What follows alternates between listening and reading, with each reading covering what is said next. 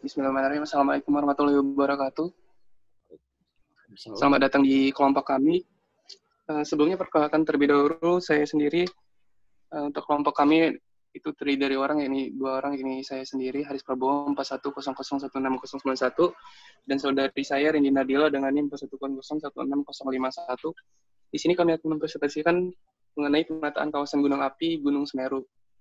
Nah, untuk presentasi kali ini, kami bagi menjadi 7 outline. Untuk yang pertama, tinjauan umum. Yang kedua, teknik struktur, geologi gunung api dan stratigrafi. Dan yang ketiga, morfologi dan tipe gunung berdasarkan frekuensi. Yang keempat, sejarah erupsi, tipe erupsi, dan material erupsi. Yang kelima, KRB dan perbandingannya terhadap kawasan lindung. Yang keenam, mitigasi dan rekomendasi penataan wilayah. Dan yang terakhir adalah review atau pendapat kami. Kemudian, next. Untuk tujuan, ini kami mempunyai 2 tujuan dalam presentasi ini, yakni yang pertama mengetahui kondisi geologi Gunung Semeru sebagai dasar penataan kawasan Gunung Semeru, dan yang kedua merekomendasikan penggunaan kawasan Gunung Semeru.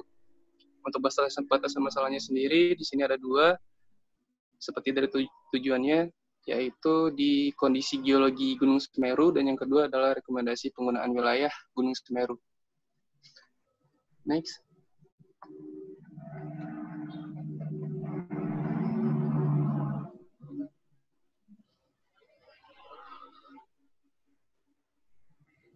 Bisa di next, Pak.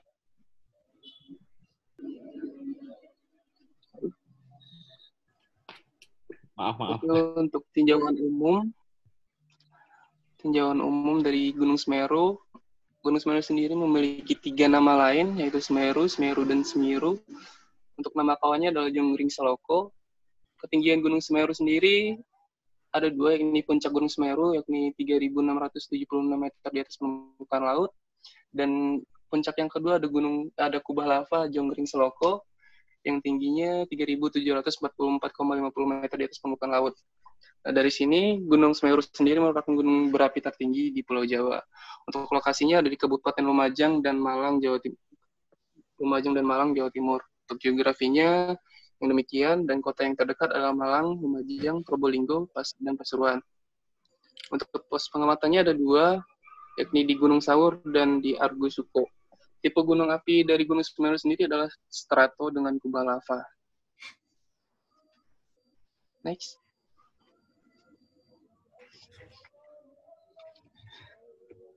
Masuk ke tektonik. Yang paling atas bisa kita lihat gambar tektonik penopang Jawa Timur menurut Burhanuddin Nur, yang lokasi kami berada di kotak yang berwarna merah, yakni di busur Gunung Api Quarter. Dan di bawahnya ada gambar diagram skematik unsur-unsur tektonik Jawa Timur menurut Husein 2015. Seperti biasanya zona subduksi di selatan Jawa. Nah, untuk yang paling bawah bisa kita lihat gambar penampang struktur geologi Gunung Semeru menurut Igan, Sutawijaya, Wahyudin, dan Ekus Nadar tahun 1996. Untuk di bagian atasnya itu ada penampang Gunung Semeru dari barat ke timur, dan yang bawah dari utara ke selatan. Bisa kita lihat dari penampang ini bahwa Gunung Semeru itu sendiri memiliki beberapa struktur, baik di bagian utaranya, di bagian gunungnya sendiri, yakni di zona kurang lebih di proksimal, dan ada juga struktur di bagian selatan atau tenggara dari Gunung Semeru itu sendiri. Yang mana struktur di Gunung Semeru di bagian tenggara ini yang pernah mengalami letusan samping seperti itu. Tepatnya di tahun 1941. Mungkin di slide selanjutnya nanti akan dijelaskan mengenai letusan samping itu seperti apa di Gunung Semeru itu sendiri. Next. Nah, untuk struktur geologi yang berkembang di komplek Gunung Semeru terdiri dari struktur sesar, kaldera, kawah, dan mar. Untuk urusan struktur atau sesar berarah barat laut tenggara, timur barat, dan timur laut barat daya. Umumnya mempunyai indikasi pergeseran litologi dan dianggap sesar normal.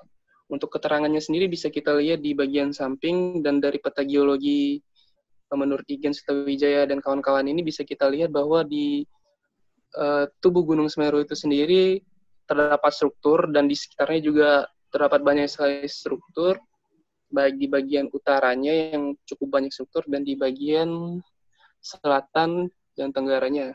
Bisa kita lihat dari sini bahwa struktur-struktur itu cukup kaya di Gunung Semeru. Next.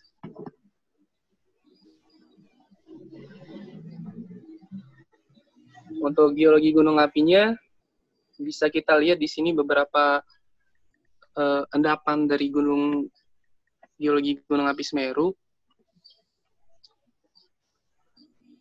Untuk warna-warnanya ini, yang berwarna biru tua adalah endapan lahar Semeru, yang berwarna merah muda itu aliran lava, yang berwarna abu-abu adalah jatuhan piroklastika, hijau endapan guguran vulkanik, dan seterusnya bisa kita lihat di bagian samping tabel ini sebelah kanan. Bisa kita lihat keterangannya di situ. Mungkin bisa di next.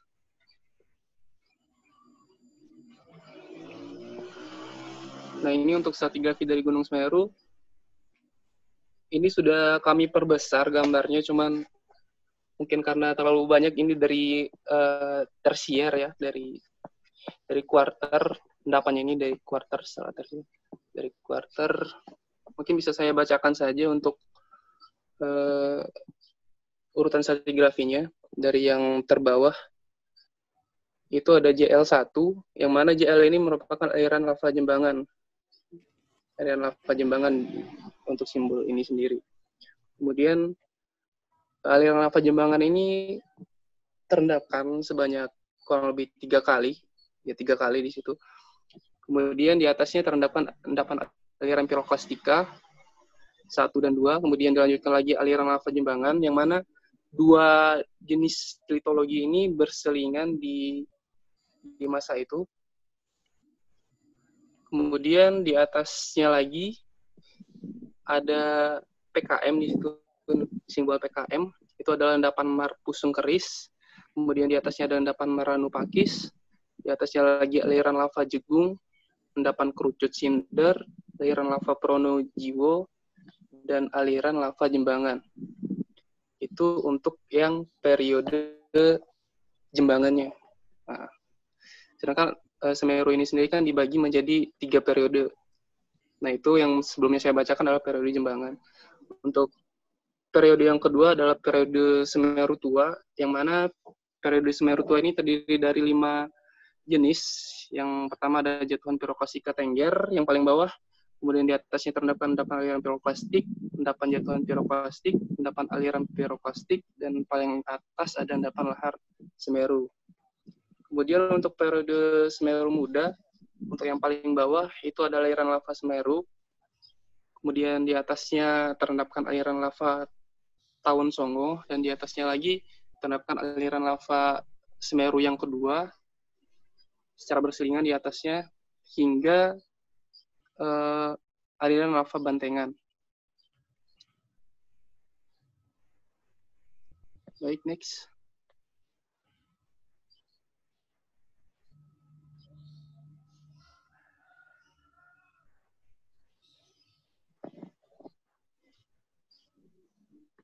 Bisa ditampilkan tulisannya, Pak? Di next mungkin, Pak. Untuk morfologi Gunung Semeru memperlihatkan bentuk kerucut yang sempurna jika dilihat dari arah selatan dan tenggara. Namun Gunung Semeru itu sendiri sebenarnya tidak kerucut sempurna, karena di puncaknya itu mempunyai bentuk yang cukup rumit, yang mana ini diakibatkan daripada perpindahan kawah-kawahnya akibat dari letusan gunung itu sendiri. Nah, perpindahannya ini relatif barat laut ke tenggara untuk perpindahan kawahnya di puncak Gunung Semeru.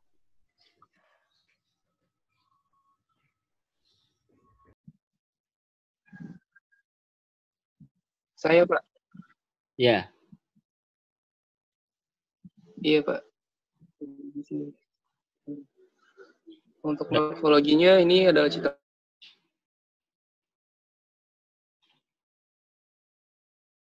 Mau di next atau mau dijelasin morfologinya?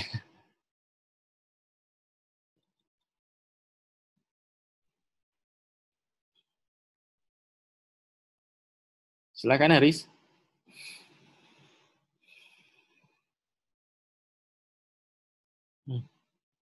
Kayaknya kamu, Rin, yang stabil jaringannya. Silahkan dilanjut aja, Rin. Baik, saya akan melanjutkan. Aris. Lanjut. Gangguan sinyal, Pak. Iya, nggak apa-apa. Dimaklumi kok. Gimana, Pak? Dilanjutin sama Lanjut Rini aja atau langsung. Lanjut. Lanjut aja langsung. Nanti kalau dia... Ya. Mungkin ini bisa dibaca aja langsung ya. Untuk Mameru merupakan dinding tubuh kawah tua di bagian utara, sedangkan bagian yang muda berkembang ke arah tenggara dan selatan. Itu untuk perpindahan daripada kawah Gunung Semeru yang saya sebutkan di slide sebelumnya tadi. Nah, untuk morfologi kompleks Gunung Semeru, Jembangan dibentuk oleh gunung api kuarter tua, dicirikan oleh bentuk morfologi yang telah mengalami inundasi. Next. Untuk pola alirannya, sungai yang berbentuk asap dan lembah yang dalam, serta terdapatnya sisa dinding kaldera di daerah puncaknya. Untuk morfologi yang lebih mudah, terdiri dari puncak dan tubuh puncak Mahameru dan Gunung Semeru. Kerucut tarasid di antaranya ada Gunung Papak dan Gunung Leker yang terletak di lereng timur daripada Gunung Semeru itu sendiri. Next. Di sini tipe berdasarkan frekuensi. Untuk Gunung Semeru sendiri termasuk ke dalam tipe A, yakni tercatat pernah mengalami erupsi magmatik sekurang-kurangnya 1 kali sesudah tahun 1600. Gunung Semeru sendiri adalah salah satu gunung berapi teraktif di Indonesia hingga saat ini. Untuk erupsi Gunung Semeru tercatat sejak tahun 1818 dan telah mengalami sedikitnya 97 kali erupsi sejak saat itu hingga sekarang. Next.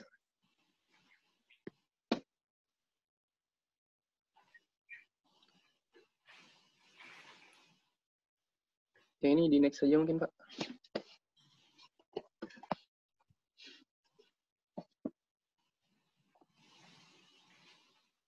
Nah, ini untuk tabel sejarah erupsinya. Untuk Gunung Semeru itu sendiri sebenarnya mengalami letusan tercatat dari 1818, cuman di sini karena mungkin saking banyaknya jadi kami inputkan saja yang dari tahun 1941, yang mana pada tahun 1941 ini sebenarnya sebelumnya itu gunungnya sempat tertidur kurang lebih cukup lama, sekitar 10 tahun. Kemudian pada 1941 dia tiba-tiba mengalami letusan, yang mana letusan ini cukup berbeda dari sebelum-sebelumnya, karena letusan di tahun 1941 ini adalah letusan samping, yang mana letusan ini dipengaruhi oleh struktur di sisi tenggara Gunung Semeru, seperti yang saya sebutkan di awal-awal slide tadi. Jadi letusan ini adalah dalam celah radial lereng lava yang terjadi tepatnya 21 September 1941 Februari hingga 4 Februari 1942. Letusan sampai di lereng sebelah timur pada ketinggian antara 1.400 dan 1.775 meter. Titik letusan sebanyak 6 tempat lereng lava masuk ke Gunung Semut dan menimbuni pos pengairan Bantengan, aliran lava sepanjang 6,5 km. Jadi saat itu letusannya itu kurang lebih sifatnya basal lavanya, jadi mengalirnya cukup jauh. Letusan sebenarnya seperti ini sebenarnya harus diwaspadai. Untuk selanjutnya letusan-letusannya itu seperti biasanya di 1945 hingga sekarang itu belum pernah terjadi lagi letusan-letusan samping. Yang mana letusan-letusan yang biasanya itu seperti gunung-gunung api yang di Jawa seperti yang lainnya, yang mana erupsinya itu terkadang eksplosif maupun impulsif. Betul. Ini next saja, Pak.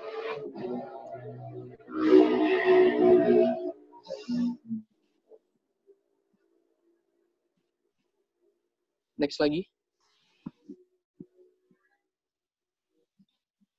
Oh, iya. Sejarah erupsi terakhir tercatat di tahun 2008. Yakni tepatnya di 15 Mei 2008, 17 Mei, 18 Mei, hingga 22 Mei 2008. Letusan ini terjadi guguran lava panas yang didahului oleh letusan asap dengan ketinggian kurang lebih 600 meter. Dan hingga di 22 Mei terjadi 4 kali guguran awan panas, arah awan panas ke besuk kobokan dengan jarak luncuran lebih kurang 2.500 meter. Itu untuk yang terbaru letusan si Gunung Semeru. Next.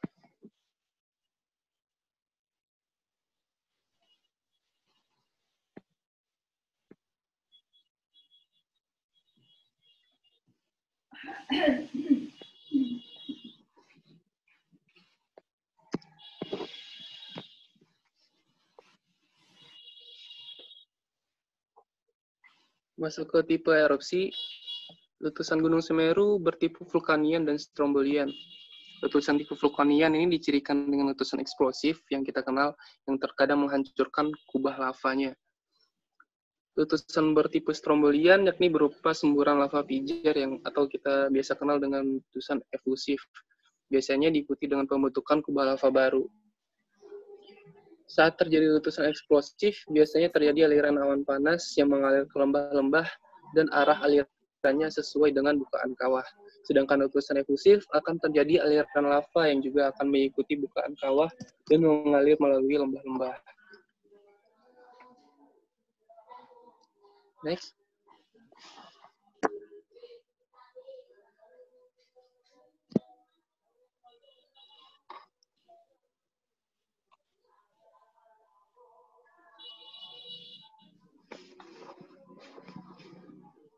Nah, ini ada gambar daripada letusan atau erupsi Gunung Semeru. Yang atas itu contoh erupsi tipe vulkanian atau eksplosif di tahun 2005. Dan yang bawah contoh tipe letusan efusif atau strombolian, tepatnya 2020 yang terbaru ini. Yang terakhir tahun 2020.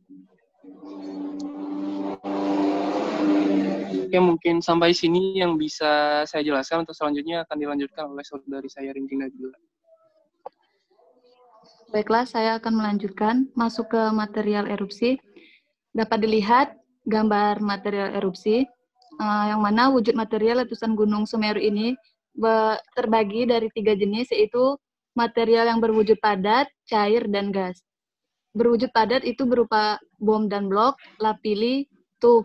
Kemudian yang berwujud cair itu berupa lava dan lahar, dan berwujud gas itu berupa MOVET, CO2, solvatara, H2S atau belerang, dan awan panas. Next. Ya.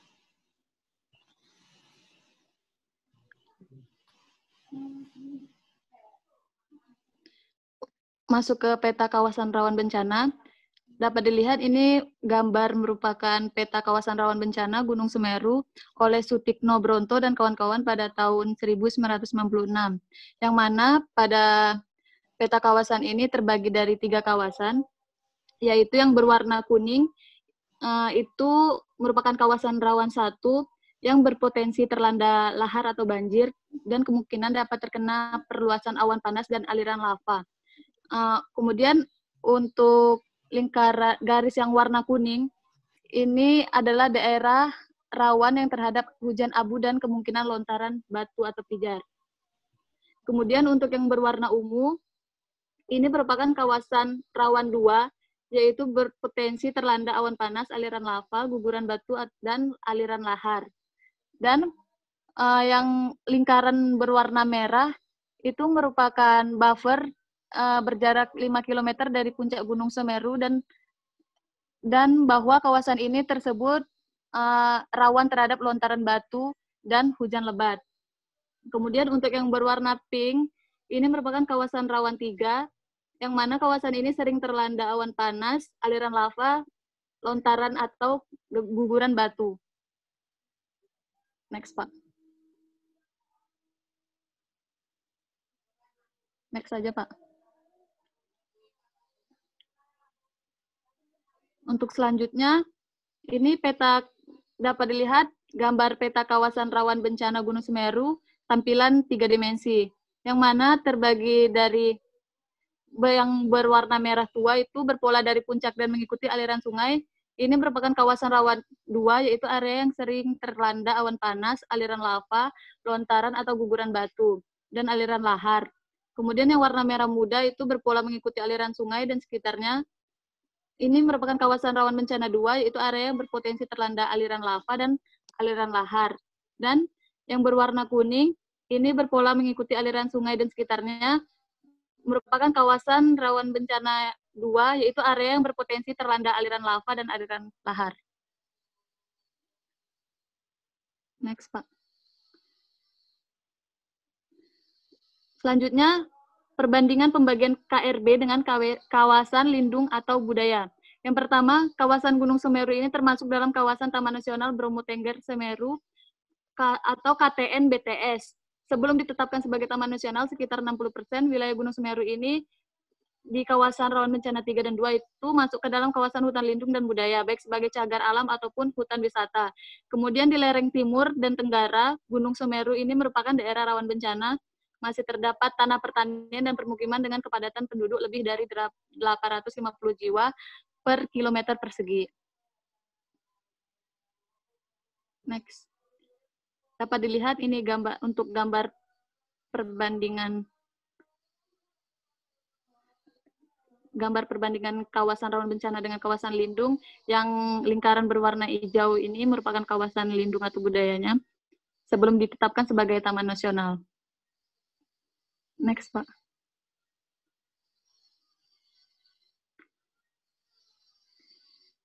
Nah, di sini dapat dilihat untuk gambarnya, ini ada beberapa objek wisata di daerah Gunung Semeru dan sekitarnya, yaitu seperti Ranu Kumbolo, Padang Rumput Jambangan, Oro-Oro Ombo, Cemoro Kandang, Agrowisata Pedesaan, Kalimati, Arkopodo, dan Wisata Danau. Next. Untuk mitigasi bencana Gunung Semeru, itu pertama, melakukan pengamatan dan pemantauan kegiatan gunung secara menerus. Yang kedua, penyuluhan kepada penduduk yang bermukim di kawasan rawan bencana 2. Dan yang ketiga, pengendalian bahan vulkanik atau lahar, antara lain pembuatan bending kekang, bending pengelak, tanggul, dan kantong lahar. Next saja, Pak. Untuk rekomendasi penggunaan wilayah Gunung Semeru ini dibagi 3, yaitu kawasan rawan bencana 3 yang merupakan kawasan risiko tinggi, tidak memungkinkan untuk melakukan penyelamatan diri. Kawasan ini dapat digunakan untuk cagar budaya atau kawasan lindung, objek penelitian dan wisata geologi. Dan yang kedua, kawasan rawan bencana 2, yaitu kawasan yang berisiko sedang, potensi menyelamatkannya itu menyelamatkan diri kecil. Kawasan ini dapat digunakan untuk objek penelitian, wisata, dan tambang galian C. Dan yang terakhir itu kawasan rawan bencana 1 yang berisiko rendah, berpotensi untuk selamat cukup besar, dan dapat digunakan sebagai objek wisata pertanian, tambang bahan galian C, dan hunian sementara. Terakhir, ini review atau pendapat, yaitu bila ditinjau dari segi peraturan yang berlaku, yakni Pasal 5 Ayat 2 Undang-Undang Dasar 1945 dan Undang-Undang Nomor 24 Tahun 1992 tentang Penataan Ruang Negara tahun 1992, Nomor 15, tambahan lembaran negara nomor 3510, yaitu pembagian KRB Gunung Semeru saat ini sudah cukup sesuai, namun masih sangat perlu dilakukannya pembaruan peta KRB dengan mengkaji lebih dalam mengenai konsep the present is the key to the past di zona Gunung Semeru ini. Terlebih dalam sebuah literatur terbaru menunjukkan bahwa pada masa yang akan datang ada peluang terjadi kegiatan letusan samping seperti yang pernah terjadi pada tahun 1941, yang mana ini memungkinkan akan dikontrol oleh beberapa kelurusan atau struktur sebagai zona lemah, terutama di sektor lereng timur, tenggara, selatan, dan Gunung Semeru. Next, Pak. Selain itu, juga dalam memperbarui peta KRB tersebut, juga perlu mengkaji potensi aliran lava dan endapan piroklastik hasil dari letusan samping ini, karena dapat lebih membahayakan apabila komposisinya lebih basah dan terjadi sekitar perkampungan berpenduduk padat. Dan juga masih perlu dilakukan penanganan yang intensif oleh pemerintah pada daerah permukiman di lereng timur dan tenggara Gunung Semeru yang merupakan daerah rawan bencana.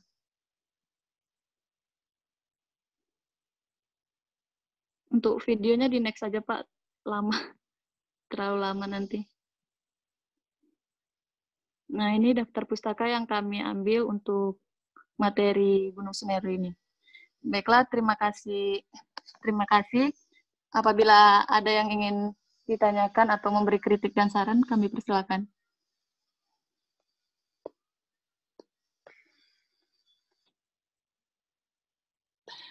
Terima kasih untuk Mbak Rindi dan Mas Haris Prabowo ya untuk presentasinya, udah cukup bagus.